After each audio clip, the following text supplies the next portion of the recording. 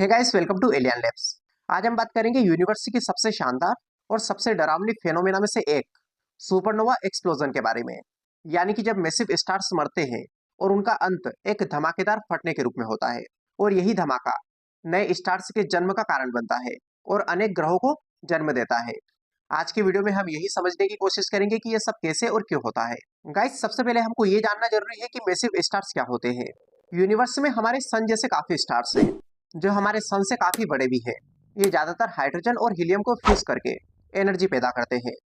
इनके अंदर प्रेशर और टेम्परेचर इतना ज्यादा होता है कि ये अपनी लाइफ टाइम में बहुत तेजी से जलते हैं। अगर एक आम सन की बात करें तो वो लगभग 10 बिलियन सालों तक जिंदा रहता है, लेकिन मैसिव स्टार्स बस कुछ ही मिलियन साल में अपने फ्यूल को खत्म कर देते हैं। आप इसको ऐसे समझो कि जैसे आपका छोटा टॉर्च बैटरी वाला लैंप लंबे समय तक जलता है, लेकिन जो बड़ा स्पॉटलाइट होता है वो तुरंत जलकर जल्दी खत्म हो जाता है। ठीक वैसे ही ये मैसिव स्टार्स काम करते हैं। अब आते हैं मेन पॉइंट पर, यानी कि स्टार की डेथ। यानी कि जब एक मैसिव स्टार अपने फ्यूल का अंत करता है, मतलब कि जब स्टार के अंदर न्यूक्लियर फ्यूल खत्म हो जाता है, तो हाइड्रोजन और हीलियम के फ्यूजन के बाद हेवियर एलिमेंट्स बनते हैं, जैसे कि कार्बन, ऑक्सीजन, सिलिकॉन और आयरन। और इस प्रोसेस को कोर कोलैप्स कहा जाता है। हालांकि आयरन को फ्यूज करके एनर्जी जनरेट नहीं होती है।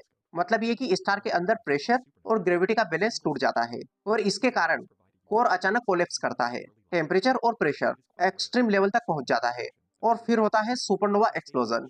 और ये एक्सप्लोजन इतनी तेजी से होता है कि इससे हमारी गैलेक्सी कुछ दिन तक पूरी तरीके से चमक सकती है। और इस एक्सप्लोजन में जितना मास होता है वो उसका बहुत बड़ा हिस्सा अंतरिक्ष में फैल जाता है। इस सुपरनोवा के दो टाइप होते हैं। टाइप 1 सुपरनोवा, ये तब होता है जब एक व्हाइट ड्वार्फ स्टार अपने नियर बाई स्टार से मास लेता है और एक क्रिटिकल लिमिट क्रॉस कर जाता है, और इसके बाद वह एक्सप्लोड कर जाता है। और दूसरी होती है टाइप 2 सुपरनोवा, जब हाइड्रोजन रिच मैसिव स्टार अपनी लाइफ एंड करता है। तो पहले कोर कोलैप्स होता है और फिर धमाका होता है। और इस टाइप 2 सुपरनोवा में हेवी एलिमेंट्स जैसे कि गोल्ड, सिल्वर और यूरेनियम बनते हैं। यानी कि जो चीजें हमारी बॉडी में है, जैसे कि आयरन, कैल्शियम, ये सब सुपरनोवा में कभी बने थे। तो सवाल बनता है कि ये एक्सप्लोजन हमारे लिए डेंजरस होता है या फिर यूजफुल।